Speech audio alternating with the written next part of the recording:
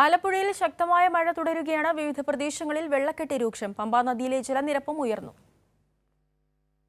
കഴിഞ്ഞ ദിവസം രാത്രി മുതൽ പെയ്ത ശക്തമായ മഴയാണ് ജില്ലയിൽ ഇപ്പോഴും തുടരുന്നത്. ഉച്ചയ്ക്ക് 3 മണിക്ക് ശേഷം അല്പശമനമുണ്ടായെങ്കിലും വെള്ളക്കെട്ടിന് കുറവൊന്നുമില്ല. കുട്ടനാട് മാത്രമല്ല, ജില്ലയുടെ എല്ലാ താഴ്ന്ന പ്രദേശങ്ങളും വെള്ളക്കെട്ടിലായി. നിരവധി വീടുകൾ വെള്ളം കയറി. 1000-ലധികം ആളുകളെ ക്യാമ്പുകളിലേക്ക് മാറ്റി പാർപ്പിച്ചിട്ടുണ്ട്. കുട്ടനാട് കാര്യമായ രീതിയിൽ വെള്ളം കയറിയിട്ടില്ല. കിഴക്കൻ മേഖലയിൽ നിന്നുള്ള വെള്ളം കടലിലേക്ക് ഒഴുകിപ്പോകുന്നതിന് തോട്ടപ്പള്ളി വഴിയും അന്ധകാരനഴി വഴിയും ഷട്ടറുകൾ തുറന്നിട്ടതോടുകൂടിയാണ് കുട്ടനാട്ടിലെ വെള്ളക്കെട്ടിന് ഒരയവ് വന്നത്. 32 വീടുകൾ ഇതുവരെ ഭാഗികമായി തകർന്നു. മഴ തുടരുകയാണെങ്കിൽ കൂടുതൽ പേരെ ക്യാമ്പുകളിലേക്ക് മാറ്റിപ്പാർപ്പിക്കുന്നതിന് ജില്ലാ ഭരണകൂടം സജ്ജമാണ്. നഗരത്തിലെ റോഡുകളെല്ലാം നിലവിൽ വെള്ളത്തിലായ നിലയിലാണ്. ഇതുമൂലം പല സ്ഥലങ്ങളിലും ഗതാഗതവും തടസ്സപ്പെട്ടിട്ടുണ്ട്.